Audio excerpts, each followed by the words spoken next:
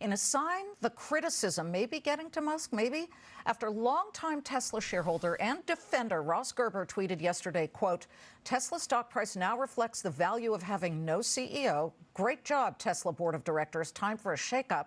Musk swatted back on the distraction accusation, replying with maybe a touch of snark, quote, please tell us your great ideas, Ross. And when Gerber did, Musk replied, go back and read your old Securities Analysis 101 textbook. But with the stock logging a 57.7% loss since Musk bought Twitter, Ross Gerber joins us live from L.A. on this Twitter tussle. And I have to say, Ross, I was shocked to see Elon swiping at you, of all people, possibly one of the earliest and most loyal shareholders and adopters. What do you have, like 10 Teslas now?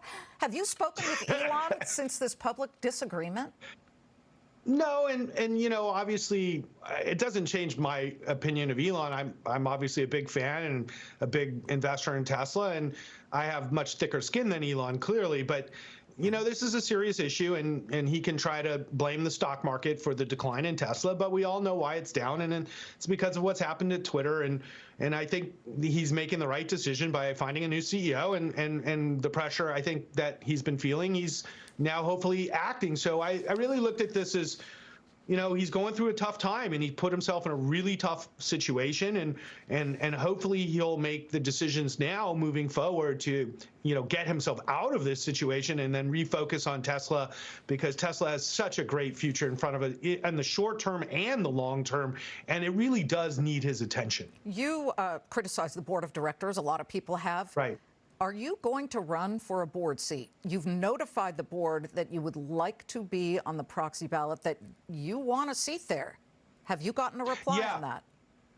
Well, I haven't got a reply back from Tesla, but I've certainly got a reply back from my legal team, which obviously thinks that's a horrible idea because I manage money for the public, and I have a ETF GK, and my clients don't want me to be working at Tesla. They want me to be working on their account. So that's touching and lovely, but you know, my goal is really to get the actions done that need to be done by the board of directors. And if I have to run for the board of directors to get that done, then that's what I'm willing to do. So far, I've gotten one of the actions done, and there are two other ones that I'm hoping for, which is knowing what other Tesla stock sales may or may not happen in the future. And we'd like to see Elon pledge not to sell any more Tesla stock. And we'd like a succession plan for Tesla if, God forbid, anything ever happened to Elon. What's the plan? And better communication about what the plan is for management in Tesla, short and long term. So I don't think what I'm asking is very difficult, and I've been very frustrated that the board has been so silent.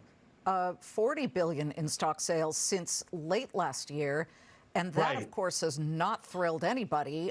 He's allowed, he had so much exposure, I get it, but to fund this Twitter purchase and then focus so much on the situation, there are times where he's tweeting, you know, dozens of times a day, and it's about stuff like Anthony Fauci and Hunter Biden's laptop and all this stuff, whereas, you know, people who own the shares would rather see something different. If you had Elon in front of you today, what would you say?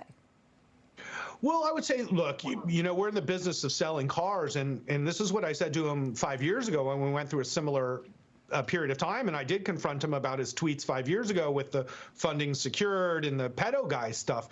And I said, our goal is to advance sustainable transportation and energy.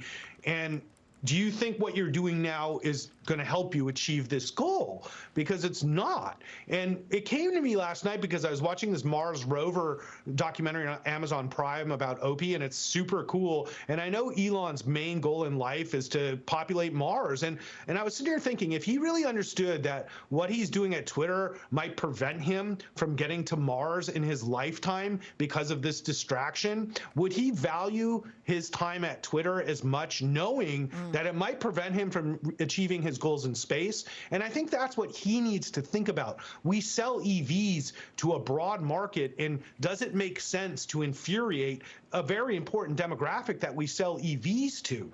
So there's optics around politics, which is sort of a lose-lose things when you sell products to people. And then there's optics around what do you really care about and what goals are important to you.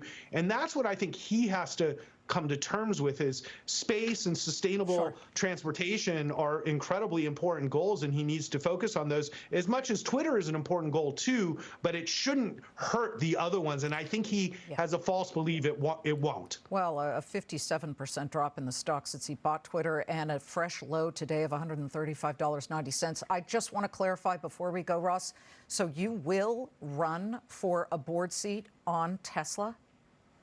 Yes, that's my intent at the moment, is to run for a board seat at Tesla, and that's what I'm pushing to do, and I'm trying to figure out how to get on the proxy as we speak. All right.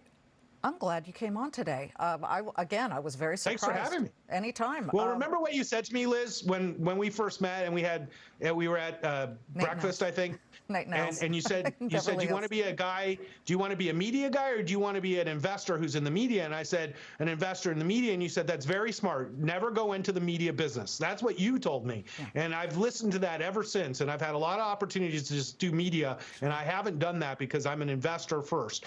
And I think the media is a very difficult business, and one you've mastered, but certainly very difficult. Well, one thing I've learned, it's full of sound and fury, signifying not so much. Ross, thank you. It's good to see you. Happy holidays. Yes, and thank you for that advice, Liz. It's been very helpful. Anytime. You owe me a lunch at Nate and Al's. Up next, medical device maker.